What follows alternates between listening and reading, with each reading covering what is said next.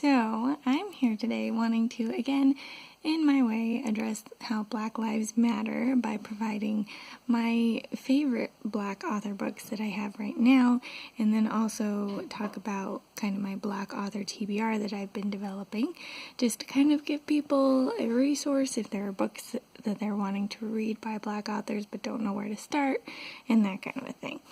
So, several of these books that are on my list, to be fair, are from back when I was in high school, because I had an awesome literature class and we read all kinds of literature books, but the Black authors that I read at that time were a lot of the ones that stood out, so I still think it's fair to talk about these, even though they're kind of from an earlier period, and some of them I haven't necessarily gone back to since then either, but I do have some more recent recommendations that I've read too. So, let's get into this. The first book that I wanted to recommend would be Beloved by Toni Morrison. This book was so beautifully written, and I think was one of the first times that I read a book by a Black author and knew that they were a Black author, and I just really loved the style of her writing. The story was fascinating and interesting. It takes place just after the Civil War. It's about a lady who's a Black woman who's tried to escape to freedom after the Civil War, and it was just a really interesting read, and I've been meaning to pick up other Toni Morrison books since then and have not, so I think that can count as part of what I want to be reading after this too. Then the next one that I wanted to talk about is Warriors Don't Cry. To be fair, this is not a novel, it is a memoir, but it's about when they were trying to do integration, and she was the first in her high school, I believe. But yeah, this was a really powerful story. I cried. This may even have technically been middle school when I read it, but I loved this book. And it was a very powerful story, and if you're looking kind of for some memoirs of what experiences really were like, this is a great place to go for that. The next one that I want to talk about is The Street by Ann Petrie. So this one, I was taking an AP literature class in high school, and a portion of this book was in one of the practice exam questions, and I loved that piece of the story so much that I went and found this book so that I could read the whole thing. And again, Ann Petrie's writing is so beautiful. The story's about a single mom trying to make do. She moves into this new apartment. That's kind of where the street part of the title comes in, and just kind of their life experiences with that. This was a beautiful book.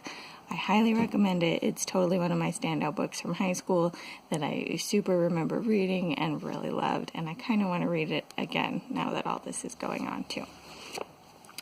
The next book that I wanted to talk about, now jumping into some of the more recent books that I've read, would be Trevor Noah's Born a Crime. I don't have a copy of this one because I got the audiobook from my library for it.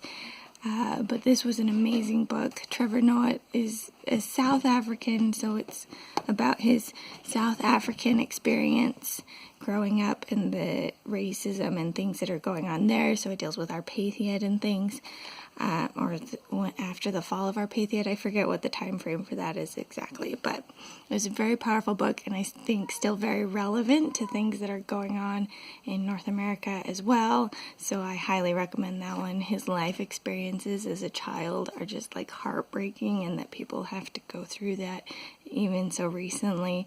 It just breaks my heart. So that's a great recommendation for another kind of nonfiction if you're looking for people's real memoirs and stories. And then the last one I wanted to recommend is on the lighter side comparatively, but it's a recent one that I read, which would be The Sun is Also a Star. This story features a Jamaican American girl and her family, and how they're about to be deported, and it's kind of the day before all this is going down, and her trying desperately to be able to stay in America. And it was, again, just a really beautiful story. I loved this book so much.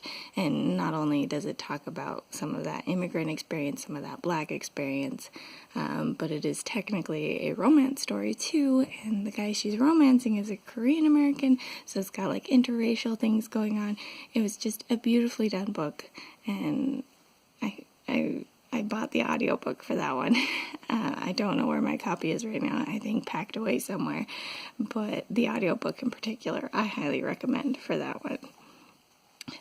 So that's kind of some of the Black books that I wanted to talk about that I have read that are some of my favorites. Obviously, it's not a very long list, and I want to add more to it. So let's talk about some of the Black authors that I want to read. So I just pulled up a list and kind of went through it because sometimes I feel like I know the names of authors and don't realize that they're Black. And the first one on my list is definitely that. The first one that I want to read more of would be Langston Hughes. He's a poet, and so I probably read some of his stuff in school, but I didn't realize that he was Black, and I'm kind of on a poetry kick anyways right now, so I think reading some Langston Hughes would be really fun. Another one I want to read is Audre Lorde. Everything I've heard about her book sounds really interesting. I want to read Alice Walker because she wrote The Color Purple, and that's one that's kind of like, it's been on my list. I should really read this. So let's actually get to reading some of these things. And then having watched a lot of BookTube recently, everyone seems to be recommending N.K. Jemisin for someone if you want like fantasy style stuff. So N.K. Jemisin is definitely on my list. And then finally, I want to read Harriet Beecher Stowe, Uncle Tom's Cabin. I've had this book since like high school, and I wanted to read it for forever. Thank you, The King and I, for your silly scene where they're remaking this play as a play. I've wanted to read it basically since watching that movie and have never done it. So this is like officially on my list that I should actually read the thing and not just be like, oh, I want to read that someday. So that's my list that I've got going for me. If you've got other recommendations or other favorite books of yours that are by Black authors or just Black authors in general that you really love, feel free to share below. Obviously, I want this to be everyone getting a good list and a good recommendation of things to read and being able to find those Black authors, especially right now where supporting them is so important and where we want to make sure we're being inclusive. And then as we work on building these lists now, hopefully that'll just integrate into our lives and we'll be able to continue to find these Black authors and continue to enjoy their works because quite frankly, there are amazing writers out there, and it's unfortunate if they get underrepresented just because of the color of their skin. So that's all I've got to say for now. I hope you guys enjoy your reading and maybe even look up some of these favorites of mine. And I think that's all I've got for now. This is the Umlaut Harper signing out.